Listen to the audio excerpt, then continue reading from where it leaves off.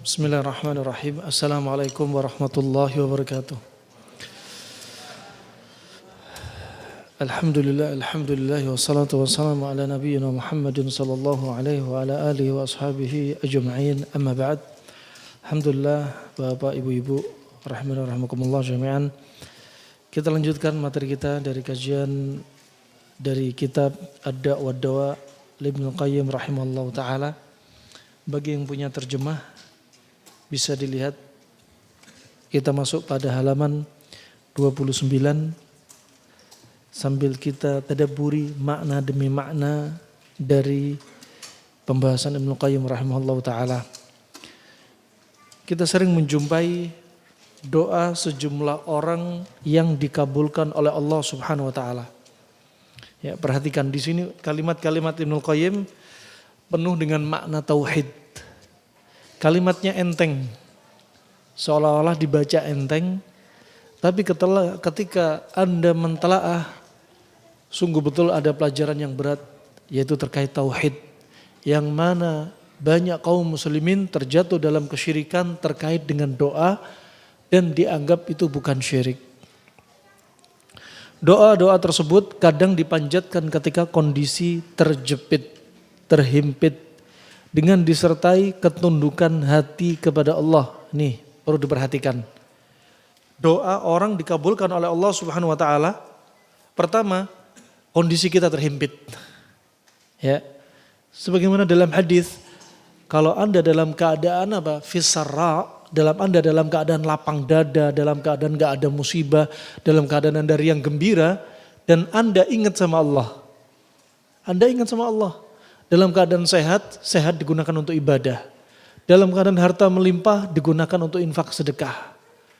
Dalam keadaan Anda diantaranya punya waktu luang, digunakan untuk kajian misalnya. Selalu ingat Allah subhanahu wa ta'ala fisarra. Maka apa? Allah juga akan ingat Anda dalam keadaan apa? Fidharra. Dalam keadaan Anda sempit, terhimpit, Anda dapat musibah, Allah ingat Anda. Nah, di sini pertama, ada doa orang yang dikabulkan oleh Allah subhanahu wa ta'ala. Perhatikan. Pertama, doa tersebut dipanjatkan oleh seseorang dalam keadaan dia terhimpit, terjepit. Dia butuh Allah.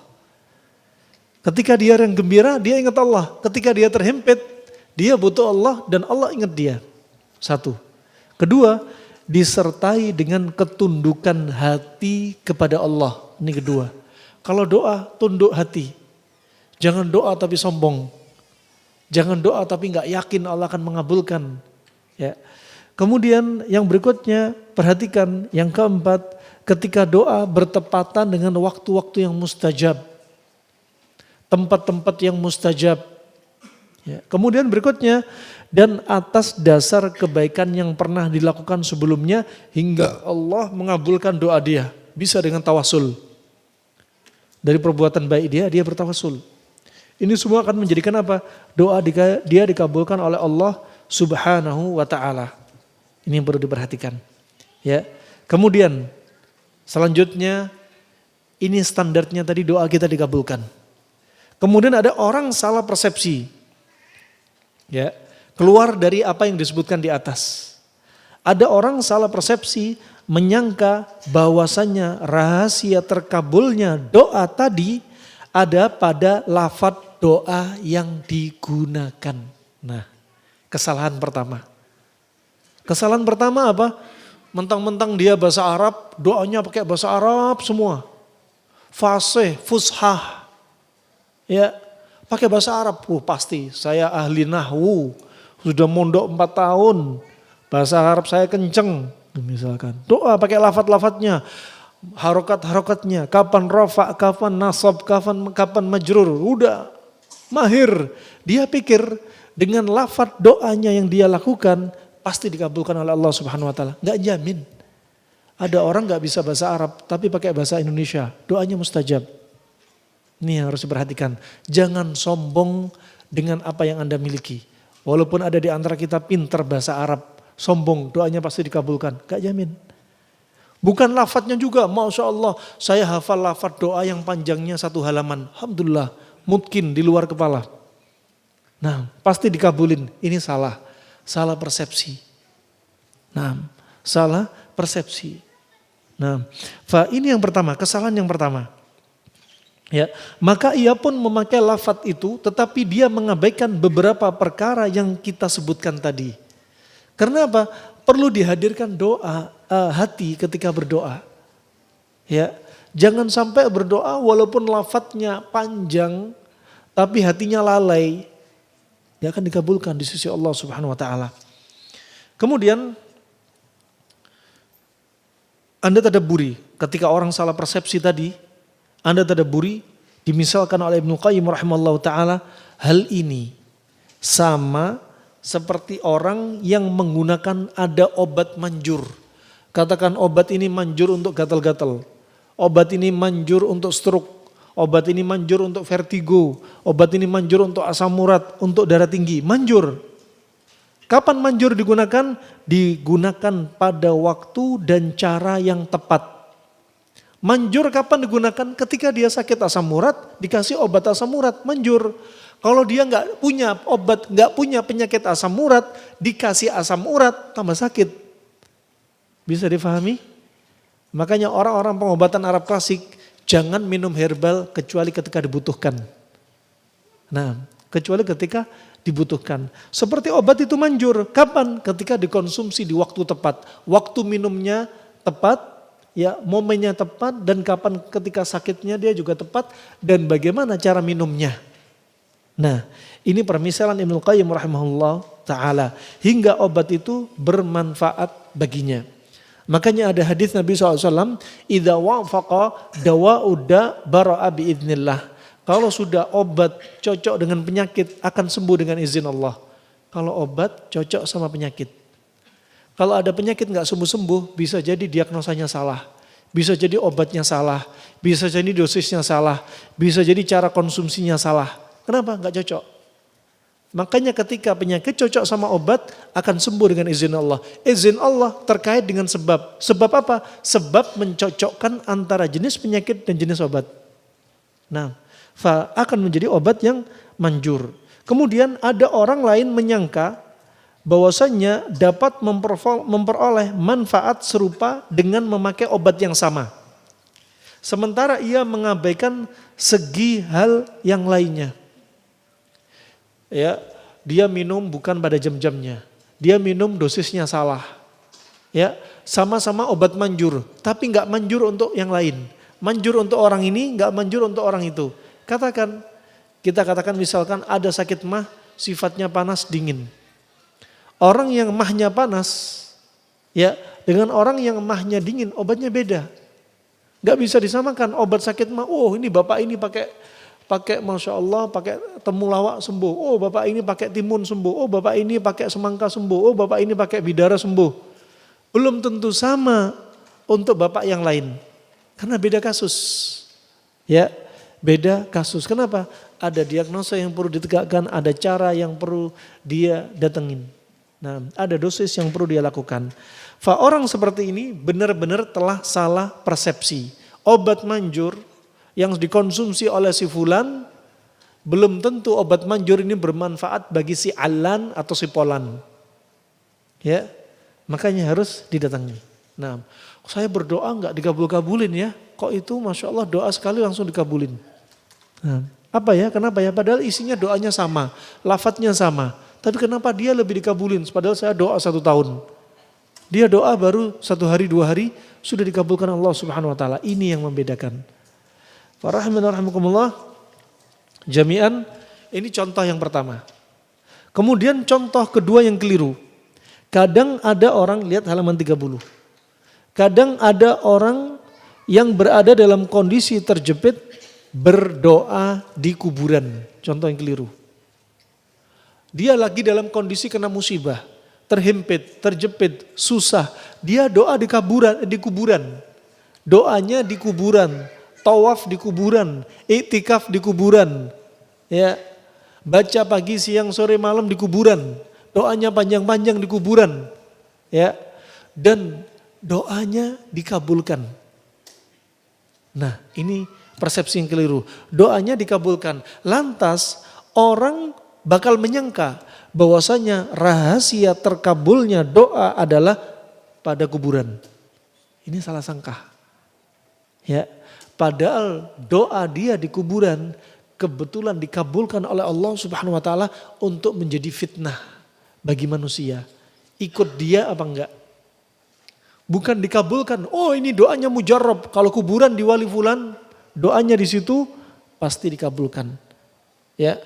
Ini adalah apa? Fitnah bagi manusia. Kenapa Allah ciptakan orang-orang sebagai musuh-musuh umat Islam? Kenapa Allah ciptakan setan? Kenapa Allah ciptakan kalajengking? Kenapa Allah ciptakan penyakit? Semua itu apa? Fitnah bagi kita. Cobaan bagi kita semua. Ya, cobaan bagi kita. Selamat apa enggak? Ya, selamat apa? Enggak. Nah, sebagaimana kita sebutkan, al-fitnah tusamma al-fitnah. Fitnah dinamakan al-fitnah sebagaimana dalam kamus lisanil Arab Ibnul Manzur dia katakan idza futinta adh-dhahab wal fidda fawqa an-nar zada lam anuh litumayyiz bainar radi wal jayyid. Ya, Anda namakan fitnah kalau apa? Anda pegang emas dan perak. Kalau emas dan perak diletakkan di atas api, kalau dia emas dan perak murni, maka emas dan perak itu akan semakin berkilau ketika dilewati api.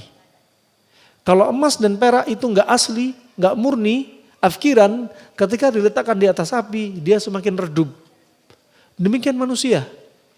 Ketika manusia dicoba oleh Allah dengan fitnah, yang fitnah itu seperti api, dan Anda semakin berkilau, ketika dicoba dengan keyakinan-keyakinan syirik, kalau berdoa di kuburan fulan pasti dikabulkan, sedangkan Anda mendapati fitnah ini, Anda semakin menolak, ini syirik. Dan Anda melewati fitnah seperti ini, maka Anda seperti emas yang berkilau. Anda adalah seorang mukmin pilihan. Ya, bukan muslim afkiran, tapi mukmin pilihan. Anda sebagai mukhlasin, orang yang dipilih oleh Allah Subhanahu wa taala, selamat dari kesyirikan, selamat dari maksiat yang Allah jadikan fitnah bagi hamba-hamba Allah ini. Nah, ini rahmanakumullah jami'an. Ia tidak tahu bahwasanya rahasia doa sebenarnya dikabulkan bukanlah pada kuburan. Tapi pada apa? Pada kondisi pemohon yang betul-betul terjepit dan kesungguhan dia meminta kepada Allah Subhanahu wa taala, kesungguhan dia menghadirkan hati dia kepada Allah Subhanahu wa taala. Tata cara dia berdoa, adab dia kepada Allah Subhanahu wa taala. Ikhlasnya dia dalam berdoa. Ini yang diperhatikan, si pemohon yang meminta. Ya, bukanlah kuburannya. Ya, bukanlah mujarrad lafaz doanya, tapi si pemohonnya. Nah, si pemohonnya tidak sabit bahwasanya di sana ada hadis bahasanya ahlul jannah adalah bahasa Arab. Hadisnya enggak sahih. Ya, hadisnya enggak sahih. Allah lah yang menciptakan semua bahasa. Ketika Anda berdialog pun dengan bahasa apapun, Allah faham dengan Anda tanpa penerjemah. Karena Allah sang khalik, juga Allah yang menciptakan bahasa kita semua. Naam, fa ini rahmani rahmakumullah jami'an. Kemudian disebutkan Ibnu Qayyim rahimahullahu taala, doa itu apa? Kasilah. Doa itu seperti senjata. Ya, doa itu seperti senjata. Nah, adapun doa adalah senjata, hadisnya lemah. Ya, hadisnya lemah sebagaimana kita lalui, ad-du'a'u silahul mu'min wa imaduddin wa nurus samawati wal ard. Doa itu adalah senjatanya orang mukminin dan merupakan tiang agama serta cahaya langit dan bumi. Ya, hadis ini ya riwayat Al-Mustadrak ya, dan disebutkan bahwasanya sanadnya bermasalah dan disebutkan Syekh Albani dalam silsilah al-hadits ad-dhaifah ya. Tapi dari sisi makna doa itu memang penting. Ya, disebutkan Ibnu Qayyim doa dan ta'awudz ya, meminta perlindungan dari sesuatu memiliki kedudukan seperti layaknya senjata. Nah, bahkan beliau sebutkan zikir pagi petang yang kita lakukan seperti perisai bagi tubuh kita. Perisai bagi tubuh kita. Kehebatan suatu senjata, beliau misalkan doa seperti senjata. Kehebatan satu senjata sangat tergantung pada pemakainya. Bagaimana dia keterampilan dia memainkan pedangnya. Bagaimana seni memainkan pedang, mengayunkannya. Bukan hanya dari tajamnya saja. Tapi apa? Bagaimana dia memainkan pedang dengan ketajamannya, dengan ukurannya, dengan beratnya. Ini yang perlu diperhatikan. Jika senjata tersebut adalah senjata yang sempurna, tidak ada cacatnya, kemudian juga si penggunanya lengannya kuat, tidak ada satupun penghalang, maka tentulah ia mampu dipakai untuk menghantam dan mengalahkan musuh. Mengayunkan pedangnya dengan benar. Ya, bagaimana ketika musuh menghempaskan pedangnya, dia bisa menghalaunya. Menggerakkan ke atas, ke bawah keterampilan dia dengan lengan kuat, senjata tajam, ukurannya sesuai dengan kekuatan dia misalnya. Nah, dia bisa memperkirakan pedang musuh ke arah mana. Ini baru dia bisa menggunakan senjata yang tajam tadi. Tapi kalau senjata tajam, lengannya loyo, ototnya loyo. Senjata tajam tapi nggak punya keterampilan mengayunkan pedang. Ya, senjata tajam tapi matanya buta, telinganya tuli. Nah, senjatanya tajam tapi apa? Dia nggak punya kekuatan. Nah, maka ini semua juga akan melemahkan. Ya, maka yang memegang pedang juga harus punya keterampilan. Demikian berdoa, doa seperti senjata. Doanya Masya Allah, hadisnya sahih, maknanya bagus-bagus. Ya, tapi pemohon doanya gak bisa menggunakan doa ini. Kapan bisa jadi doa yang mustajab? Cara yang menyebabkan doa yang mustajab, ini masalahnya. Nah, fa ini rahimani rahimakumullah jami'an. Begitu pula doa, jika doa tadi pada dasarnya memang tidak layak, atau orang yang tidak mampu menyatukan hati dan lisannya. Ini penting. Doa itu hati sama lisan harus selaras. Kalau berdoa dengan lisan gak keluar dari hati, jangan harapkan cepat dikabulkan. Ya, jangan cepat berharap untuk dikabulkan. Ya, ulama memisalkan hati kita atau jantung kita ini layaknya panci. Ya, wadah, wi'a, dan lisan kita layaknya gayungnya. Kalau Anda berdoa, Anda beristighfar, ya, Anda juga diantaranya melakukan doa-doa dengan lisan, tapi enggak dikeluarkan dari dalam hati, layaknya apa? Layaknya Anda pakai gayung tapi belum diambil dalam hati. Belum diambil dalam panci, akhirnya apa? Gayungnya kosong. Ya, makanya kalau berdoa istighfar, lihat maksiat, ya, lihat orang berpakaian tapi telanjang, dunia nyata, dunia maya, astagfirullah. Tapi lisannya doang, hatinya tetap. Ya, jangan diharapkan manjur istighfarnya. Nah, naik motor istighfar terus, tapi nggak melengos-melengos itu ngelihat maksiat di depan matanya. Nah, wah subhanallah, ini apa? Ini berarti kekurangan dia dalam apa? Ibadah dia ketika keluarkan dari lisan gak ada kaitannya sama hati. Nah, makanya seperti Anda menggayung, ambil dalam panci, ambil isi panci wadah tersebut. Ketika Anda istighfar, keluarkan dalam hati. Ketika Anda taubat, keluarkan dalam hati. Ketika Anda minta kepada Allah, keluarkan dari dalam hati. Betul-betul dalam keadaan ketundukan. Tadallul, al-khudu. Nah, fa ini rahimakumullah jami'an. Fa ada sesuatu yang menghalangi doa tersebut kalau ini semua enggak didatengin. Berikutnya Ibnu Qayyim sebutkan korelasi antara doa dan takdir. Antara doa dan takdir. Ini juga perlu diperhatikan. Fa ada pertanyaan yang cukup populer dalam bahasan kali ini. Jika perkara yang diminta oleh seorang hamba itu memang telah ditakdirkan, perkara yang diminta sudah ditakdirin, ya, niscaya hal itu pasti akan terjadi. Ya sudah pasti terjadi yang sudah ditakdirin. Ya. Baik ia berdoa ataupun enggak, mau berdoa mau nggak berdoa, kalau sudah dicatat di takdir pasti akan terjadi. Ini ucapan orang-orang yang sering muncul dari orang-orang yang lemah dari aliran-aliran yang menyimpang nih. Nah, kemudian jika memang ditakdirkan, niscaya hal itu tidak akan terjadi. Baik ia berdoa ataupun tidak. Kalau memang hal itu sudah terjadi, ya pasti terjadi. Mau doa nggak doa pasti terjadi. Kalau hal itu nggak Allah takdirkan, mau doa ataupun nggak doa nggak akan terjadi. Itu maunya. Mulailah syubhat mereka. Bukankah demikian? Ini yang paling banyak. Ya. Dan biasanya orang-orang kalau jarang ngaji, setan masuknya dari sini. Udah takdir sudah dicatat, kamu berbuat maksiat juga udah dicatat. Lanjut aja maksiatnya udah dicatat kok. Nanti sebentar lagi kamu tobat, dicatat tobat nanti kamu. Ternyata terlanjur maksiat gak bisa tobat, ajalnya datang. Nah, rahimahumullah jami'an nih syubhat-syubhat syaitan. Ya, masuk ke manusia. Akhirnya mereka gak mau berusaha. Gak mau mencegah maksiat. Gak mau mendatangi ketaatan kepada Allah subhanahu wa ta'ala. Gara-gara apa? Ketika ada maksiat, janji baik setan nanti pasti diampuni. Nanti kamu tobat. Ketika ada perintah Allah mau mendatangi, udah jangan nanti aja. Umur kamu belum 40 tahun kok, santai aja. Nanti kalau 40 tahun baru sergap ibadah. Nah, ini apa?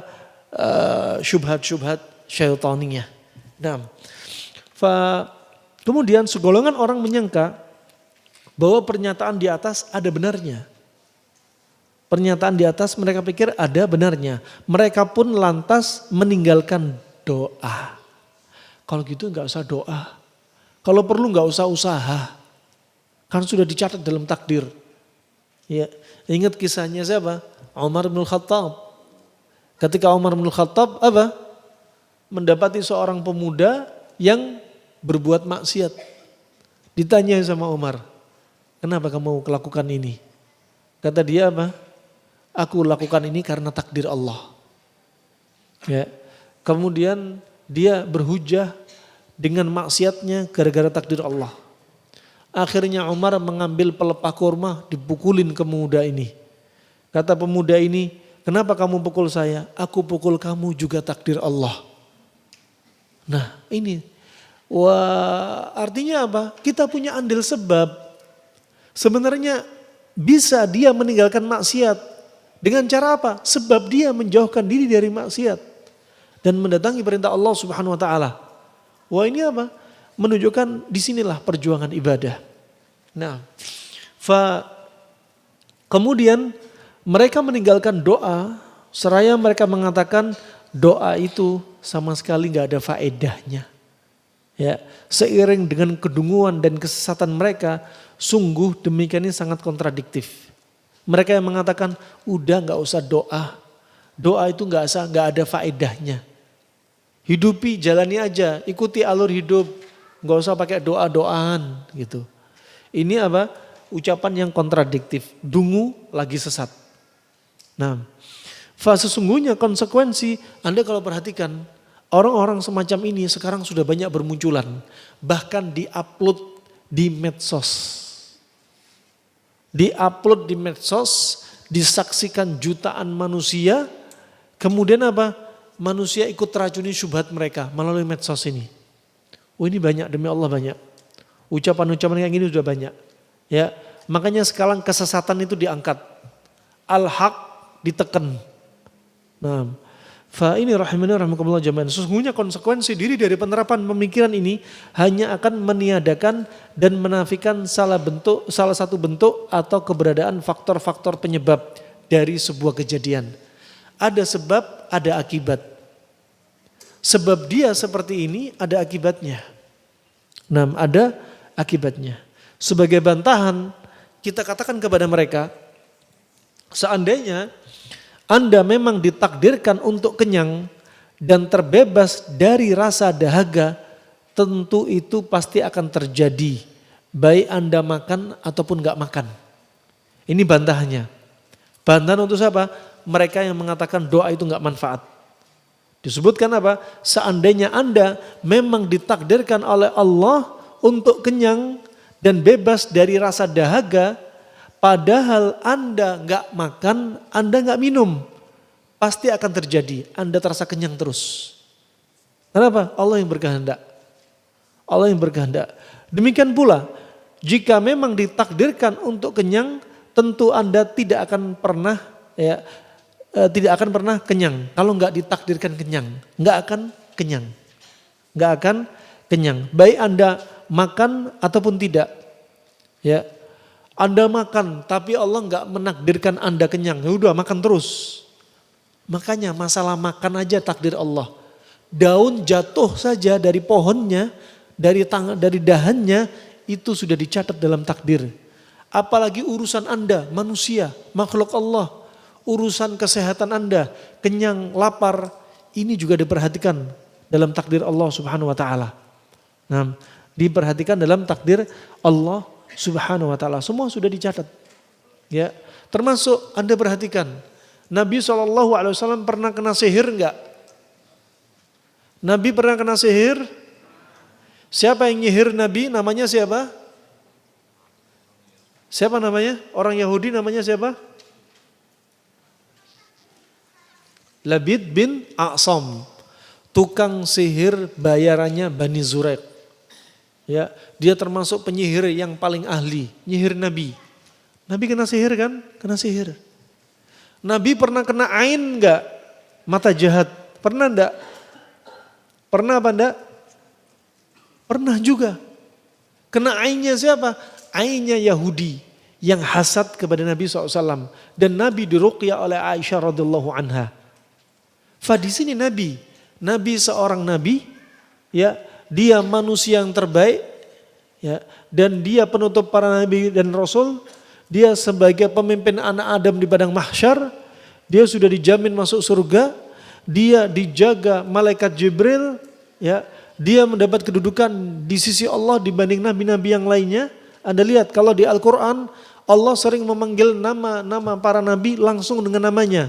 Tapi ketika memanggil Nabi Muhammad, ya ayyuhan nabi, dipanggil dengan nabi, bukan Muhammad. Ya, tetapi dengan itu Nabi tetap kena sihir, Nabi tetap kena ain. Nabi juga sakit. Ya, sakit fisik, medis, juga non medis. Menunjukkan apa? Itu semua atas takdir Allah. Allah kalau berkehendak, sihirnya Labid bin A'sam gak akan mempan. Kalau Allah berkehendak gak nyampe. Juga begitu pula ainnya Yahudi. Tapi Allah berkehendak sihir ini nyampe. Sebagai apa? Biar manusia tahu Nabi itu hanya seorang hamba dan Rasul. Nabi, hamba, Rasul, orang biasa. Kedudukannya, kelebihannya beliau Nabi dan Rasul. Nah, dan semua itu menunjukkan apa? Atas kehendak Allah. Sehingga kita kembali kepada Allah. Nabi aja kena sihir. Nabi aja kena ain. Harus kembali kepada Allah Subhanahu wa taala. Zaman sekarang ada orang preman, ya, nggak sholat, mabuk, disihir sama para dukun, puluhan dukun, sihirnya nggak ada yang nyampe. Apakah premannya kuat? Enggak. Allah belum mengizinkan sihirnya para tukang sihir yang bersatu belum nyampe satupun kepada si preman atas kehendak Allah. Nah, atas kehendak Allah. Juga demikian, Nabi kena racun. Racunnya yang disediakan Zainab bintul Harith dari daging paha depan kambing ini. Daging kesukaan Nabi SAW. Nah, Nabi SAW Allah takdirkan juga meninggal karena efek racun ini. 3 tahun setelah kena racun tersebut. Allah munculkan racun tersebut. Semua atas kehendak Allah Subhanahu wa taala. Sama, makanya kita perlu berdoa. Nah, tetap perlu berdoa. Kemudian begitu pula keturunan. Sekiranya Anda memang ditakdirkan untuk memilikinya, tentulah hal itu pasti akan terjadi. Baik Anda menyetubui istri dan budak ataupun tidak. Maryam, ya, ditakdirkan punya anak tanpa ada suami. Atas apa? Kehendak Allah Subhanahu wa taala. Atas kehendak Allah Subhanahu wa taala. Ada orang subhanallah katakan punya apa? Punya kemampuan untuk bisa mendatangi istrinya. Contoh Nabi Sulaiman. Nabi Sulaiman punya berapa istri? 1000 istri. Ya, dalam riwayat Imam Bukhari, 700 dari kalangan merdeka, 300 dari kalangan budak. Setiap malamnya Nabi Sulaiman bisa mendatangi satu malamnya Nabi Sulaiman bisa mendatangi istrinya 100 istri. Semalamnya antum istri ada yang belum punya. Satu aja nggak diapa-apain. Seminggu aja belum tentu. Nah, mau minta nambah lagi, satu didolimi mau nambah lagi. Nah, jangan sampai. Kalau ada punya kencing manis nggak bisa ngapa-ngapain, jangan minta lagi. Obati dulu kencing manisnya, baru nanti minta lagi. Nah, karena apa? Biasanya melemahkan syahwat. Karena untuk poligami ada syaratnya. Syaratnya apa? Quwwatul jinsiyah. Punya kekuatan. Nah, Nabi Sulaiman mendatangi istrinya dalam semalam 100 istri. Nabi Muhammad bisa mendatangi semua istrinya, 9 istrinya bisa didatangi dalam semalam. Ya, dalam semalam. Wah, ini rahmanakumullah, Nabi Sulaiman lupa mengucapkan insya Allah. Enggak mengucapkan insya Allah. Sampai akhirnya ditakdirkan beliau punya anak, anaknya enggak lengkap, hanya separuh badan. Dari istri-istri yang banyak itu cuma punya satu, itu pun enggak lengkap, separuh badan. Lupa dengan apa? Insya Allah. Nah, fa ini rahimahumullah jami'an. Semua atas kehendak Allah Subhanahu wa taala. Saya punya teman Masya Allah seorang mutawif. Ya, ketika umrah kita ketemu ini. Umrah terakhir kemarin, Masya Allah, kita tanya, Masya Allah, istri berapa? 1. Anak berapa? 15. 15 anak dari berapa istri? 1. Wajib. Lah berarti setahun 1 katanya. Nikah udah berapa tahun? Iya 15 tahun. Masya Allah. Ini semua apa? Atas kehendak Allah Subhanahu wa taala. Ada orang kaya raya, ya, mobil banyak, rumah mewah, ya, Masya Allah laki-laki diperiksa spermanya normal, ya, diperiksa jumlah spermanya normal, kekentalannya normal, warnanya normal, perempuan hormonnya normal, semua nggak ada masalah, tapi nggak punya anak. Kenapa? Allah belum mengizinkan. Allah belum mengizinkan. Ada yang nggak pengen punya anak, nikah tapi child free. Nggak pengen punya anak, tapi kalau Allah berkehendak tetap punya anak. Ya, ada yang child free, ngambil sebab. Sebab apa? Sebab semuanya dipotong tuh, alat kesuburannya, saluran kesuburannya laki dipotong, perempuan dipotong. Nggak pengen punya anak, pengen punya anak apa? Boneka. Boneka isinya jin. Nah, kalau malam bonekanya dikumpulin, ya ART-nya dipukulin sama boneka yang isinya jin. Nah, nas'alullah al-afiyah. Yang punya potensi anak nggak punya anak, nggak pengen punya anak, ya. Yang lagi mandul mengharapkan anak, namanya manusia nggak ada syukur-syukurnya. Nah, ini rahimahumullah jami'an. Fa semua tentunya atas kehendak Allah. Sama, Anda sakit gara-gara apa? Atas kehendak Allah. Dan Andalah yang menjerumuskan sebab kenapa sakit. Nah, sebab dan kehendak Allah sangat erat kaitannya. Ya, dan takdir itu adalah sirrullah. Takdir itu adalah rahasianya Allah Subhanahu wa taala. Berikutnya, adapun orang-orang yang berakal ataupun manusia pada umumnya yang akan berpendapat seperti itu. Berpendapat seperti apa? Tinggalin doa. Sudah semuanya udah dicatat. Ya, kita makan lapar, kenyang, haus sudah dicatat, punya anak gak punya anak sudah dicatat, udah gak usah doa. Nah, kata beliau, adapun orang berakal ataupun manusia pada umumnya yang akan berpendapat seperti itu, apakah seperti ini pendapatnya? Jawabannya enggak. Itu orang-orang yang enggak berakal, itu orang-orang yang fitrahnya terbalik. Kata Ibnu Qayyim, binatang ternak saja diberi naluri untuk berinteraksi dengan faktor penyebab dalam rangka menjaga kelangsungan hidup dan eksistensi mereka. Ini artinya hewan tersebut pandai daripada orang-orang yang akarnya terbalik tadi. Hewan lebih pandai. Mereka memang seperti ternak. Hewan ternak kalau lapar, obatnya makan. Ya, kalau haus, minum. Mereka mengambil sebab. Kalau hewan ini pengen punya anak banyak, ya cari betinanya. Nah, cari betinanya. Makanya Ibnu Qayyim ketika mengingat hal ini, Ibnu Qayyim menyebutkan firman Allah Subhanahu wa taala dari surat Al-A'raf ayat 179. Ya, Allah berfirman, "Wa laqad dzara'na li jahannama katsiran minal jin wal ins." Dan sungguh kami penuhi di jahanam itu banyak dari kalangan jin dan manusia. Kami penuhi, kata Allah Subhanahu wa taala. Ya, lahum qulubun la yafqahuna biha. Mereka punya hati tapi mereka enggak ngerti. Enggak faham.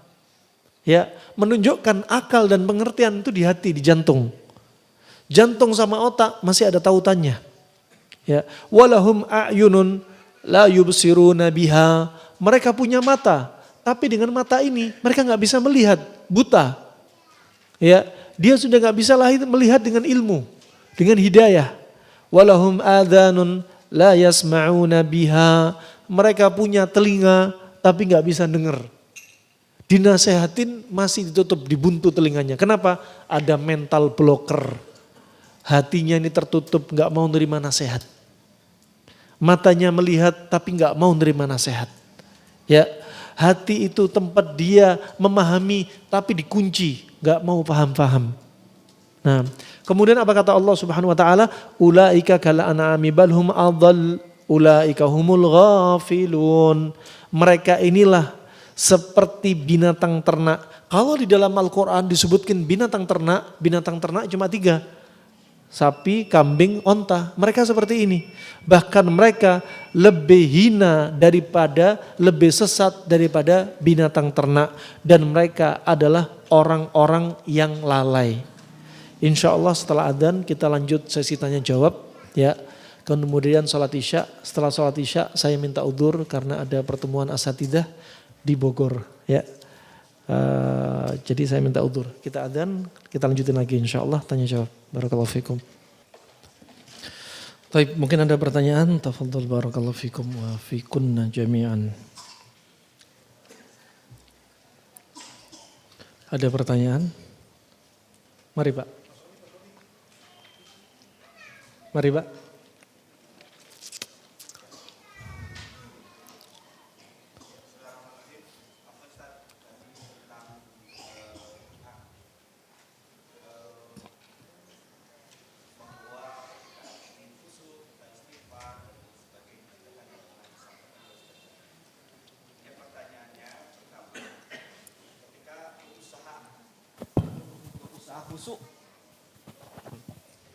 Baik, kita berusaha khusyuk dalam doa, tapi ternyata khusyuknya itu tidak ketemu. Bahkan kalau saya alami sampai saya qiyamul lail dan lain sebagainya, saking khusyuknya ternyata ngantuk. Gitu kan gitu. Apakah ini adalah godaan syaitan atau bagaimana gitu ya. Jadi kalau tadi teman-teman yang berpenglihatan adalah terbayang dari dunia maya dan lain sebagainya, kami juga tetap karena kami mempunyai pendengaran. Kalau orang-orang yang awas mata keranjang, kalau kami mungkin kuping keranjang kan gitu. Ya, tipsnya apa supaya khusyuk dalam berdoa? Afwan. Assalamualaikum warahmatullahi wabarakatuh. Waalaikumsalam warahmatullahi wabarakatuh. Ya, untuk menghadirkan doa, ya, menguatkan doa, yang pertama hadirkan hati. Ya, hadirkan hati. Dan khusyuk itu letaknya di hati. Ada bentuk maknina itu digerakkan sebagaimana dalam sholat. Ya, maka hati perlu dihadirkan. Hati perlu dihadirkan. Hadirkan apa? Pertama, hadirkan rasa takut. Ya. Kedua apa? Hadirkan rasa harap. Ya, al-khauf dan roja. Itu harus seimbang. Ketika kita berdoa, hadirkan rasa takut. Takut apa? Takut akan dosa-dosa kita. Nah, takut akan dosa-dosa kita. Makanya Allah disebutkan, sering disebutkan Allah Al-Ghaffar. Ya, Allah Ghaffar.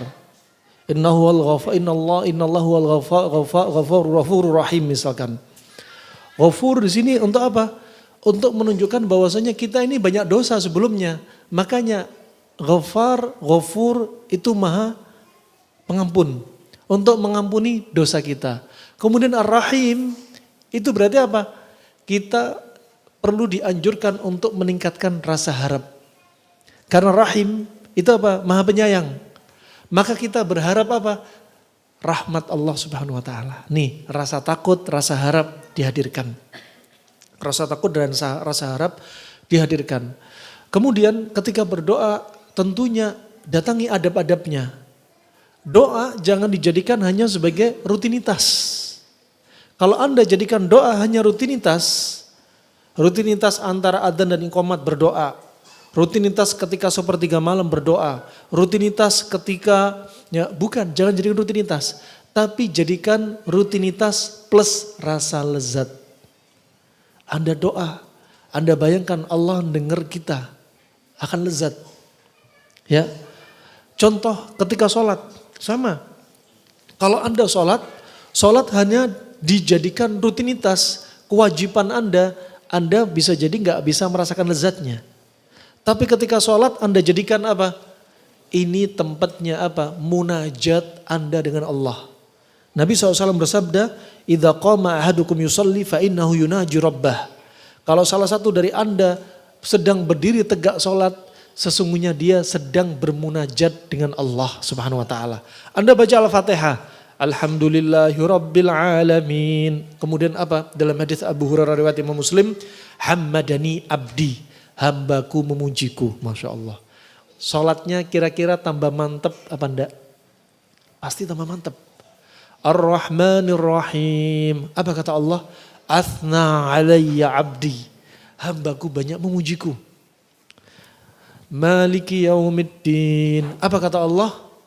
Majjadani abdi, hambaku banyak mengagungkanku. Iyyaka na'budu wa iyyaka nasta'in. Apa kata Allah?